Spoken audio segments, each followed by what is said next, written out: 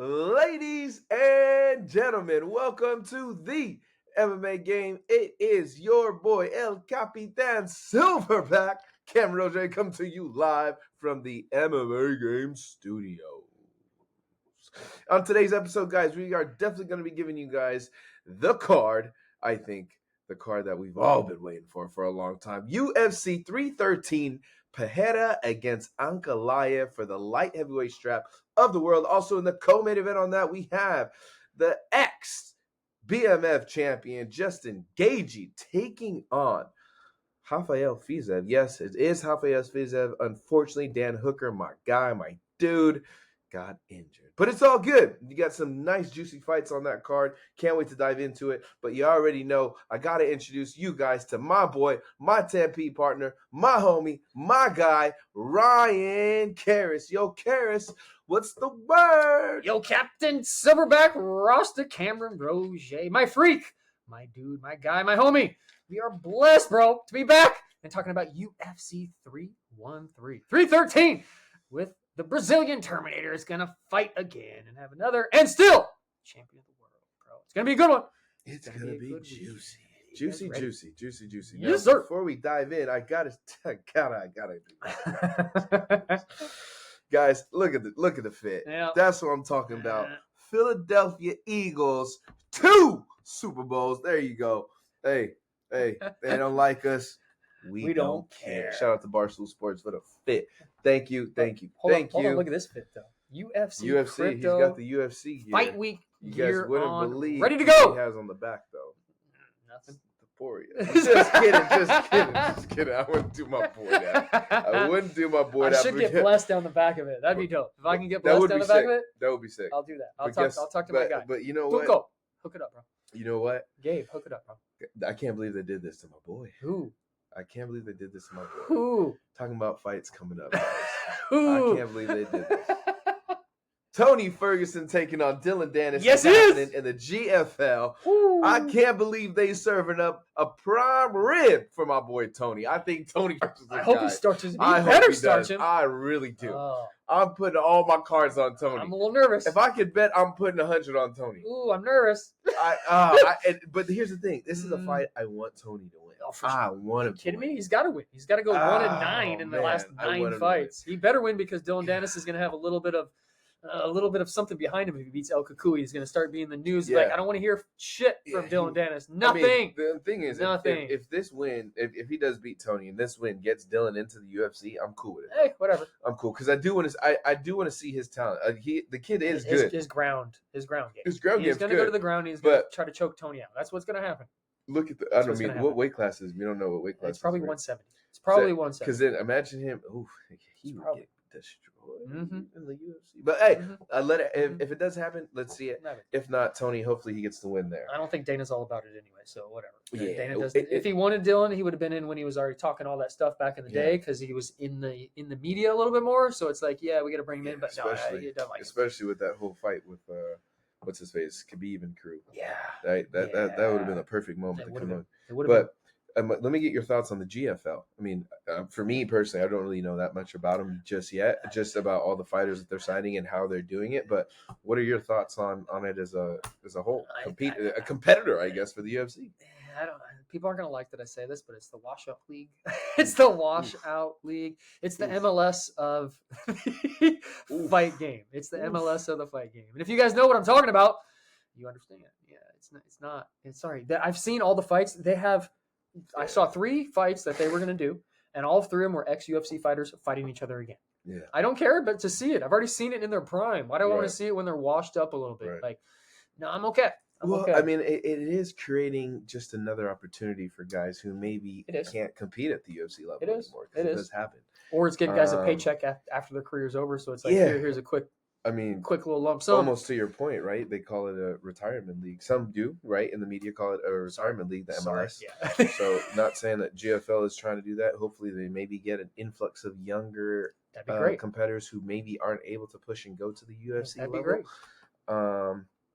I hope they give a little bit of competition to the PFL, right? Let's go GFL, let's go PFL, let's see which one actually comes out on top and actually starts making money. Yeah, That's what I we mean, need. that'd be cool. That'd be cool. I mean, Mhm. we'll see. I think eventually everything's just gonna feed to the big beast, which is the Which UFC. it should be. Eventually, It should be. eventually, the cream will rise to the top. Just like the NBA, just the young MLB, guys who are NFL. killing it, Yeah. they're eventually gonna get called up to the UFC. Mhm. At least we hope. Hope so. But some other fights, dude, that I do want to mention, Cariss, before we get into this amazing card of UFC 313. Couple good ones. I'm going to start off with this card that's going to be coming up in Mexico City. It's going to be a UFC Fight Night, March 29th. Raul Rosas Jr. against Vince Morales. Nice. Should be a juicy one. Now, I'm assuming he's not headlining that card. We just saw that that's a fight that's going on, so Yeah. don't be surprised he's not headlining it. There could be some I don't other. think they should. I think there's going to be definitely some other big names on that. Yeah. Definitely. Yeah. Also, coming up April 12th, we have wow. Bryce Mitchell against Gene Silva. Ooh. April 12th. You get what you ask for. That will be a juicy one. And Bryce Mitchell's going to lose. Gene Silva's going to win that. Another big fight getting announced. This is going to take place in one of my favorite cities to check out, Des Moines, Iowa. Big fun city, that place. Davison Figueiredo against Corey Sandhagen, guys, on May 3rd. God of War. 3rd. God of War. That should be a juicy one. I don't even know who to go with on that. I like both guys. But you know me, I never go against Figgy, so I'll probably go Figgy. I'm probably going Corey. I'm probably going Corey on this one. Yeah, I mean, depends on where it goes. I guess I haven't really seen. Figgy hits though. Figgy hits. He does. We're gonna find out how good that chin is on Sam. I'm thinking Corey Sandhagen's length is going to keep him away from Figgy to where he's going to be able to stay on the outside a little bit. That's kind of what I'm thinking is going to happen. And the ground game It should be fun to watch. Yeah. It should be. Should be. And then the last fight, guys, I got for you is UFC 315 taking place in Montreal, Canada. Right on May 10th. It's going to be Natalia Silva against Alexa Grasso. Yep, that's a UFC 315. Ooh. So, any says on that one? You gonna talk about who potentially you might back on that one? I mean, it's hard for me to go against Grasso. It's hard for me to go against her. I don't see myself going against her in this fight. This is gonna be a tough one. I know it's gonna be a tough one. I like Natalia Silva though. She's coming up and she's moving her way up through those rankings. So if she beats Alexa Grasso, she's got a good chance of having a title fight. So good luck to her on that. But you want Alexa. Alexa. All right. So now diving in straight to that UFC 315. Give you guys a little breakdown. Obviously, we're gonna check out the prelims. Give you guys a couple of fighters, maybe a fight. Actually, there's only 2 on the early prelims, so we'll give you a fighter who you guys should tune into and watch him fight. Then we'll move into the prelims, and then we'll go into the main card. Now, this time we're gonna do things a little bit differently. I'm not going to announce my pick on the show. I'm going to do it in our reel. Right? So make sure you guys watch the reel, and then you get to hear my pick. Cariss, he'll give you his pick, and then guess what? Next episode, we'll switch it. You talking about the prelims? No, for the main event. Oh, for the main event. Card? Yeah, for the main card. Okay. Right? We'll change it up. I'm giving my pick for the main cards, though? Yeah, and then I'll put mine in the reel. Okay. Right? Make sure everybody's tuning in. Okay. All right? And we're going to give you the fight of the night in a short, too, so pay attention to that. Make sure you pay attention. All right, so here we go. In the early prelims, oh my goodness, almost was an earthquake there.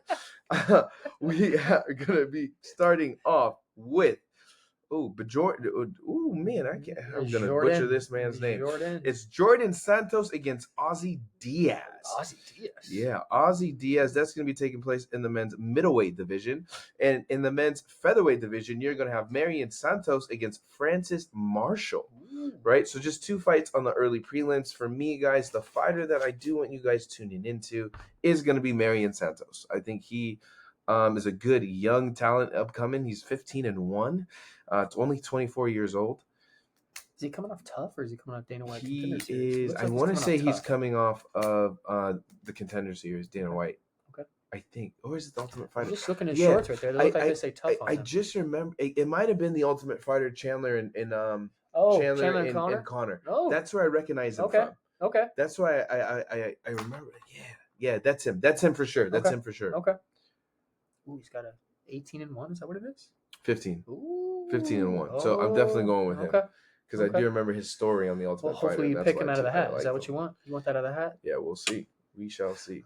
All right, moving into the prelims. So the prelims, we have taken, starting us off. That's a good one. Wow. In the men's welterweight division, Alex Morano against Carlos Leo. Nice. All right. That's actually a good start to the night on that one.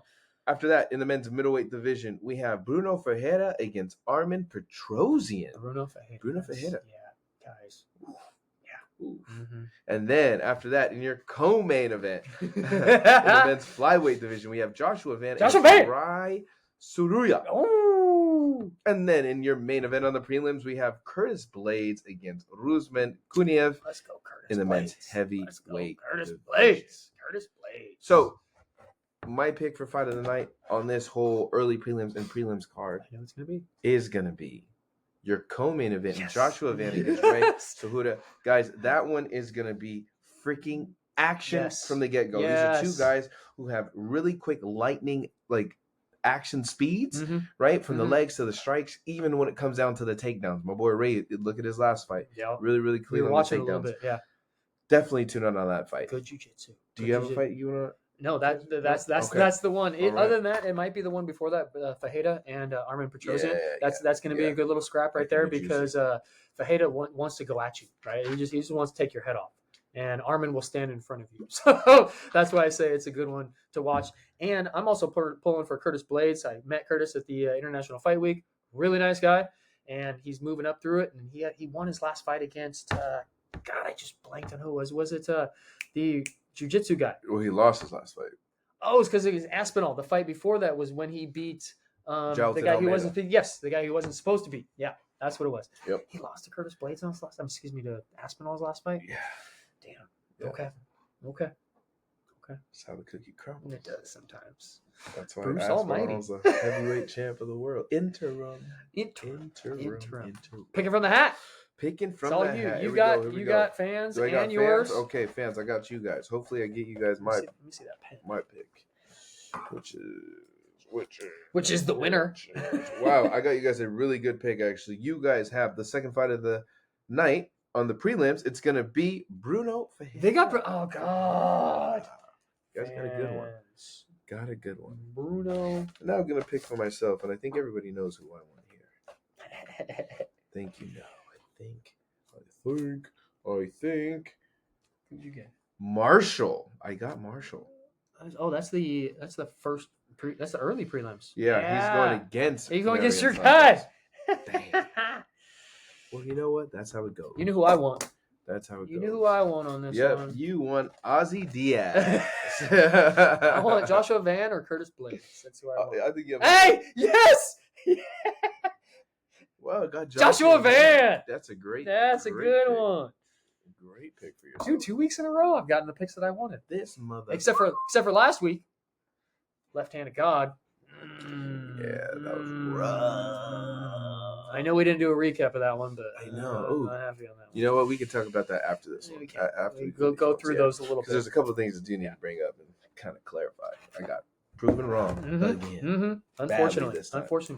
Good choice for you guys. Ferreira. I'm a little jealous on that one, even though I got Van. But but you guys definitely got you got the other side of your fight. Marshall. But it's all good. It's all good. It is what it is. I will be tuning in.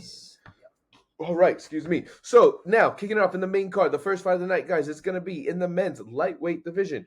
King Green against Mauricio Ruffy. And you're not giving us your picks for these, huh? You're not at all. Okay. For these two? Well, for the entire main card. Oh, no. Just for the main event.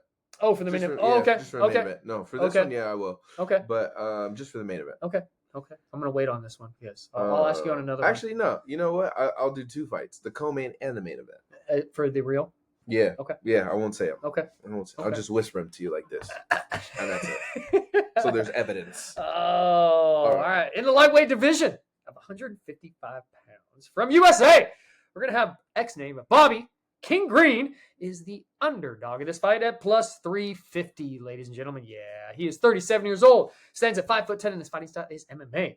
He does have 49 professional fights. Much credit to you. Much credit to you. So you have 49 professional fights, 32 victories, 16 defeats, 1 draw, 11 wins by KO, 9 wins by submission, and 11 first-round finishes. Well done. He's got 26 UFC fights. Wow. 13 victories, 11 defeats, 1 draw, 1 no contest. Currently coming off a submission defeat to Paddy Pimblett back in July of 2024. Not surprised on that. Don't shoot against a jiu-jitsu guy when you have hands. Sorry to say. From Brazil, we're going to have Mauricio Ruffy is the favorite in this fight at -455. Yeah, don't bet on this one. He is 28 years old, stands at 5'11". His fighting style is a striker. He does have 12 professional fights, 11 victories and 1 defeat, 10 wins by KO, 7 first-round finishes. He is currently on a 6-fight win streak. He's coming from Dana White's Contender Series Season 7, where he's got 2 UFC fights, coming off a decision victory back in November of 2024. I'm sorry to say on this one, but actually I'm not sorry to say. This is my guy, Mauricio Ruffy, who I was telling you guys to pay attention to. He's very much like an old school Conor McGregor in the fact that his left hand and his right hand is so clean and so crisp that he's going to knock you out in 1 or 2.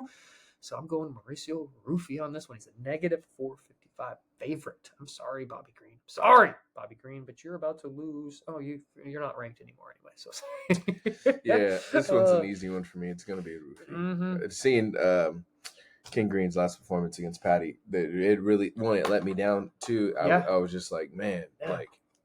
You changed your game. What's going on with Why this man? are you doing that? Yeah. So, why? Yeah, unfortunately, it's not going to go his way. No. But I think it's a knockout in the first round. It could be. It could be. Mm-hmm. Ooh, that's scary. 38 years old versus 28-year-old kid. Ruffy's coming up. Ruffy's going to go for the belt in the next couple of years, guys. Don't be surprised. Yeah. All right. Next fight after that, guys, is in the women's strawweight division. Amanda Lemos against Iasmin Lucindo. Yeah, that's a good one. Mm-hmm. That's how you say it, though, right? Yeah. Yasmin with an I on it, which is kind of weird, but that's what you get from Brazil. Oh, right? good. In the women's strawweight division of 115 pounds from Brazil, you're going to have the number 5 ranked strawweight in the world. Amanda Lemos is the underdog of this fight at +102. She is 37 years old, stands at 5'4", and her fighting style is boxing. She's got 19 professional fights, 14 victories and 4 defeats and 1 draw, 8 wins by KO, 3 wins by submission, and 8 first-round finishes. She does have 12 UFC fights, 8 victories, and 4 defeats, currently coming off a submission defeat to Virna Jandiroba back in July of 2024. I was a little surprised on that one. That kind of let me down a little bit, Amanda Lemos. That hurt you a little bit because this was your dark horse last year, and all of a sudden her trajectory is not going towards the belt. That's why, from Brazil, the number 7th ranked strawweight in the world, Iasmin Lucindo, is the favorite in this fight at -122. She is 23 years old, stands at 5'3", and her fighting style is a striker. She does have 22 professional fights, 17 victories and 5 defeats, 8 wins by KO, 3 wins by submission, and 3 first-round finishes. She's got 5 UFC fights, 4 victories and 1 defeat, currently on a 4-fight win streak, meaning she lost her first UFC fight ever. Mm-hmm. Not surprised. It's coming off of a split decision victory over Marina Rodriguez back in October of 2024. That was a good one. Yep, I am backing Iasmin Lucindo. Yeah, that makes 2 of us. But this one too, you could get some nasty. You could get a nasty knockout because these 2 will strike. They're gonna throw, and I think Iasmin just has heavier hands. She's just gonna catch her, right? She's gonna throw. So. She's all of a sudden gonna catch her with like that third where Amanda's not gonna see it, and then she's gonna ground and pound and finish. It just sucks because, as you guys know, I freaking love Lemos. He does. He does. He got me on board a little bit, kind of paying attention to her because he liked her so much, and she was good. She is good. Her trajectory just the last couple fights. That's what happens maybe when you're 38 years old. Happens. Mm-hmm. All right. In that middle card, we have in the men's lightweight division, Jallin Turner against Ignacio Bahamondes. It's your boy. I've always wanted to do that. It's your boy. Yeah, I'm going Jallin Turner. I'm letting you guys know ahead of time. I'm going Jallin Turner. I could go for him now because remember his last fight who he fought against. Kanato Moicano. Mm-hmm. Yeah. Okay, go ahead. Statty. Is he the favorite in this fight or is he the underdog? Oh, good question. He is actually going to be the underdog. He's going to be the underdog. Okay. All right. Let's see here. In the lightweight division of 155 pounds from USA, UFC is number 13th ranked lightweight in the world. Jallin, the Tarantula Turner, is the pick'em in this fight at -110. Yeah, he is 29 years old, stands at 6'3", and his fighting style is MMA. I forgot that could be an option. He's got 22 professional fights, 14 victories and 8 defeats, 10 wins by KO, 4 wins by submission, and 11 first-round finishes. Coming off of Dana White Contender Series Season 2, where he has 12 UFC fights, 7 victories and 5 defeats. Coming off a TKO defeat to Money Moicano back in April of 2024. From Chile, you're going to have Ignacio La Jala Bahamondes is the pick'em on this fight at -110. He's 27 years old, stands at 6'3", and his fighting style is freestyle. He has 21 professional fights, 21 professional fights, 16 victories and 5 defeats, 11 wins by KO, 1 win by submission, and 9 first-round finishes. Coming off of Dana White Contender Series Season 4, where he has 7 UFC fights, 5 victories, and 2 defeats. He's currently on a 2-fight win streak. Coming off a TKO victory over Manuel Torres back in September of 2024. I am backing Jallin Turner on this one because it is a pick'em and it's a random. Jallin, knock his ass out in round number 2. Yeah. If you would, please get this done, my guy. I just want him to win. I don't care how he gets it done. Right? Just win. Mm-hmm. What is Just the decision? win, baby. I don't care. Win the fight, bro. Win it. Just win. Come on, Jallin. All right, and now into your co-main event of the evening. Yes, this is going to be in the men's lightweight division. We have Rafael Fiziev against Justin Gaethje. And my pick is... You'll find out on that reel. Who's the favorite in this fight, in your opinion? The favorite is going to be Justin motherfucking Gaethje. In the lightweight division of 155 pounds. From Azerbaijan, the number 11th ranked lightweight in the world, Rafael Ataman Fiziev, is the underdog in this fight at plus 130. He is 31 years old, stands at 5'8", and his fighting style is Muay Thai. He's got 15 professional fights, 12 victories and 3 defeats, 8 wins by KO, 1 win by submission, and 6 first-round finishes. He's got 9 UFC fights, 6 victories and 3 defeats, currently on a 2-fight skid, unfortunately. He's coming off of a TKO injury where he was defeated back in September of 2023 at the card that we were at the UFC Apex against Mateusz Gamrot, who he lost to. Unfortunately, we were very bummed about that because that was going to be a good scrap, and in the first round, he got hurt. And again, that was back in September of 2023. Yeah, I forgot about that. So Fiziev has been off for a while, trying to get his knee back. So it's a little nerve-wracking that he's coming into this fight. Right? Well, at least they're both coming back from something big. That's true. From USA, UFC's number 3 ranked lightweight in the world. Justin, the highlight Gaethje, is the favorite in this fight at negative 155. Okay. Yeah, boy. He is 36 years old, stands at 5'11", and his fighting style is MMA. He's got 31 professional fights, 26 victories and 5 defeats, 20 wins by KO, 9 first-round finishes. He's got 13 UFC fights, 8 victories and 5 defeats.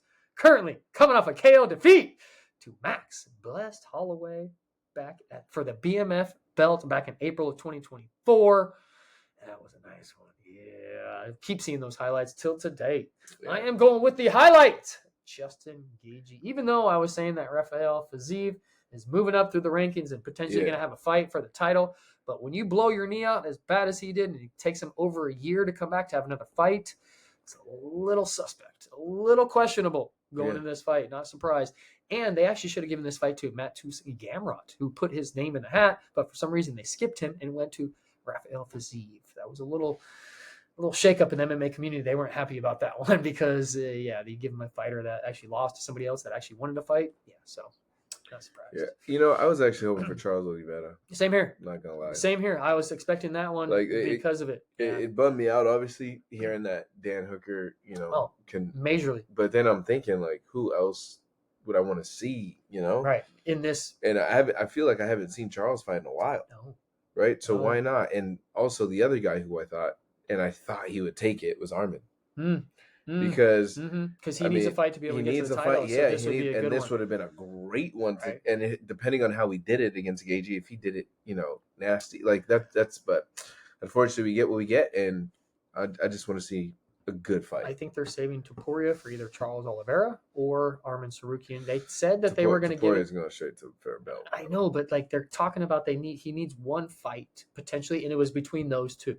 And I was like, okay, I'm good with that. It's going to be hard for him to sign the dotted line if it ain't. If it is Islam. Yeah. Yeah, I know. I feel because he's killing it right now, bro. Topuria is killing it right now. Some say he's very similar to Conor. Maybe that's why I like him. But the dude is fucking good, and I called it from the beginning, so that's why. That's true. All right. That's true.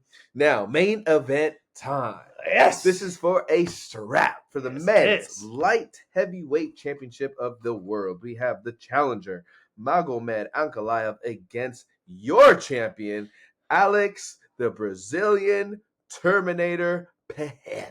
See how we don't even say Poatan? We call it Brazilian Terminator on this show. In the light heavyweight division, we're going to have a title fight at 205 pounds. For the strap, we're going to go with the challenger from Russia. UFC's #1 ranked light heavyweight in the world. Magamed Ankalaev is the pick'em during this fight at -105. Yeah, I was very surprised to see that a little bit. Yeah, -105. Magomed is 32 years old, stands at 6'3", and his fighting style is MMA. He does have 22 professional fights, 20 victories, 1 defeat, 1 draw, 11 wins by KO, 6 first-round finishes. He has 14 UFC fights, 11 victories, 1 defeat, 1 draw, 1 no contest. He's currently on a 2-fight skid. Yeah. No, excuse me, 2-fight win streak. I'm sorry. I was going to say, like, what the hell am I doing? My bad. I read that wrong. My bad. I got chicken scratch sometimes. My bad. Coming off a decision victory over Alexander Rakic back in October 2024. I was choosing Alexander Rakic on that one. Magomed pulled it off. Yeah, and I went Magomed. Yeah.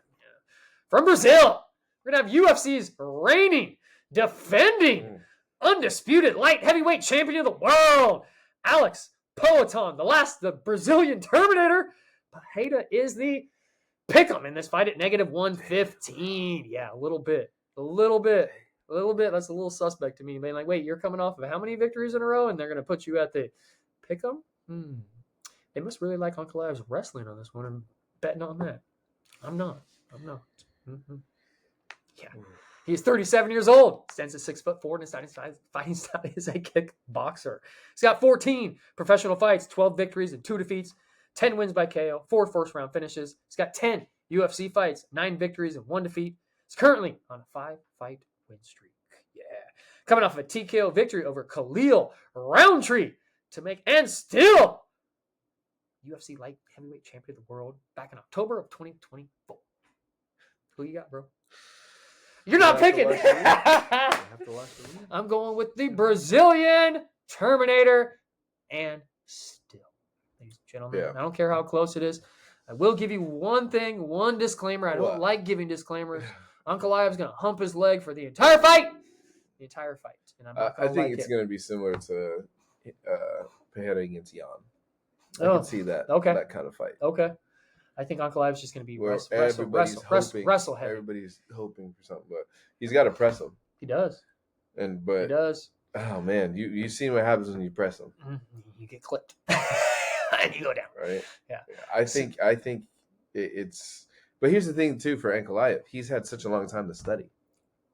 Yes. And that could work in his favor.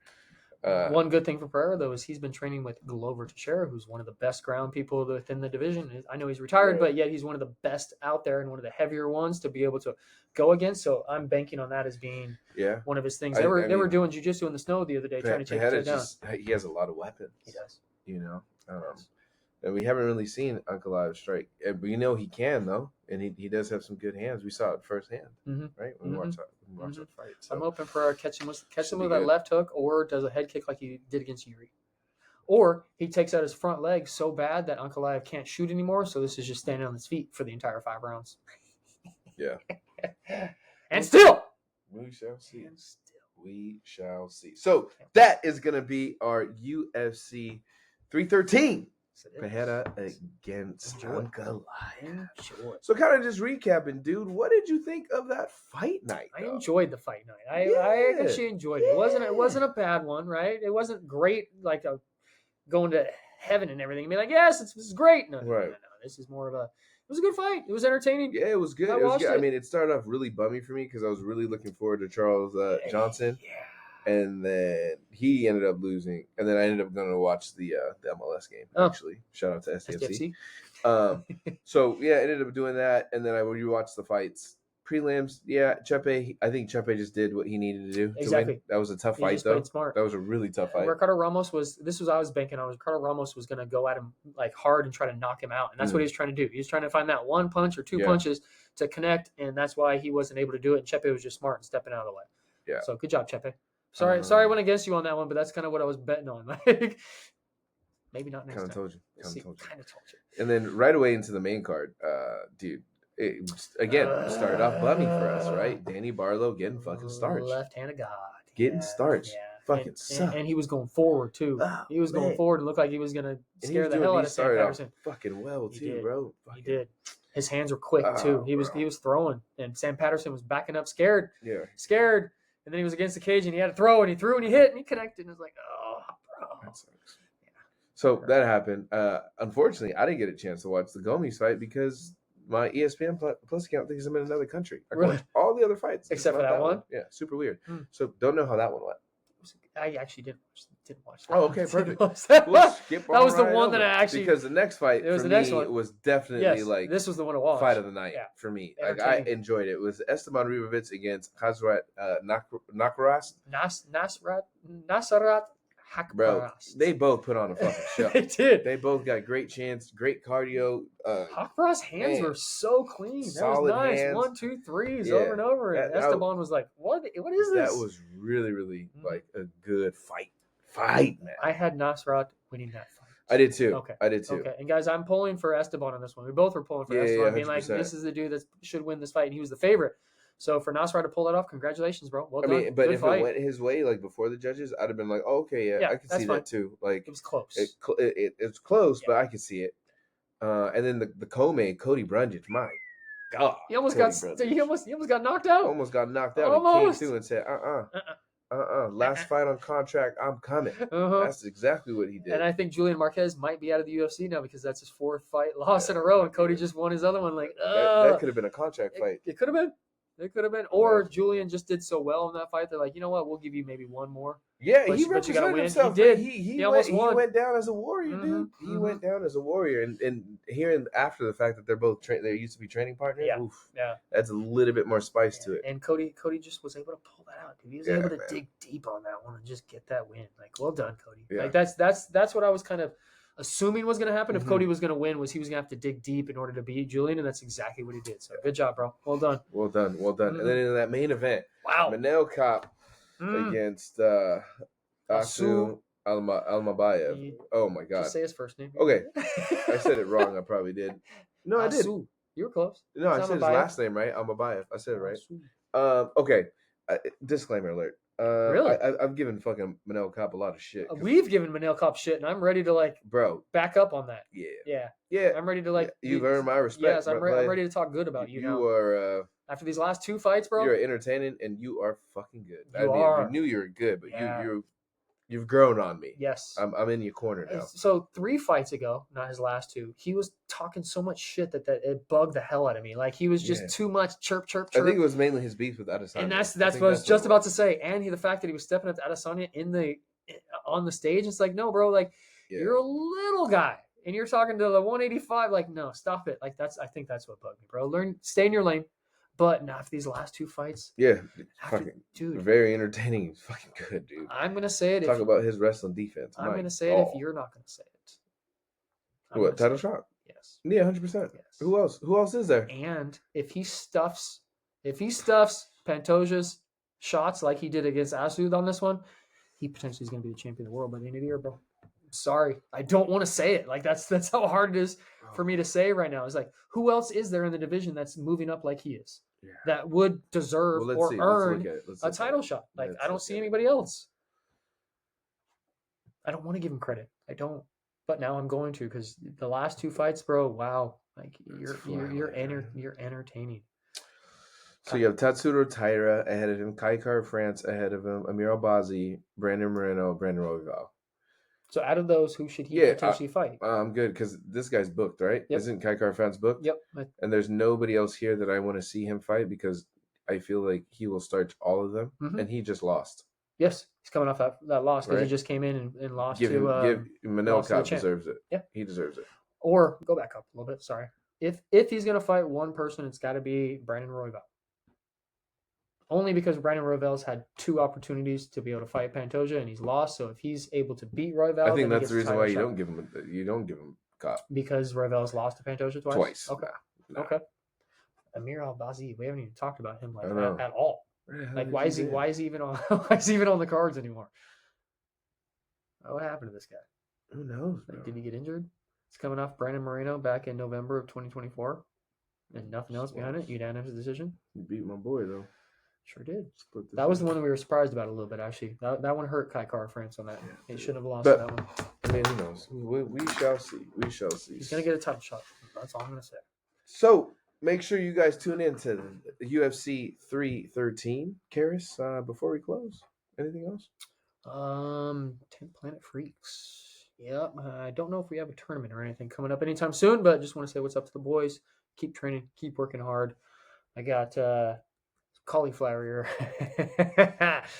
Growing in, boys and girls. And yeah. Growing in like a beard. It hurts sometimes. Just going to say I had to take a couple of days off because coach was like, yeah, you got to let that harden up a little bit. You can't be rolling. Otherwise, it's going to get bigger and bigger and bigger and then close up your eardrum. And I want to be able to hear. So, yeah. How you doing? How's your rib? We're just in recovery mode. Lift the weights today. Gonna be back rolling next week. There you go. Doctor clear you yet? We don't need that. I don't need no doctor's clearance. I know what I'm doing. We know our body. I know what's going on. We're a professional. You've done this before. But yeah, that's going to be it for me, guys. So without further ado, make sure you watch the reel to get those picks in. And when you get those picks and you win some money, let's say you do bet, please let us know so we can definitely get that out there on the Instagram. So without further ado, I bid to you a further adieu, au revoir, and the MMA game is out. See you at T-Mobile.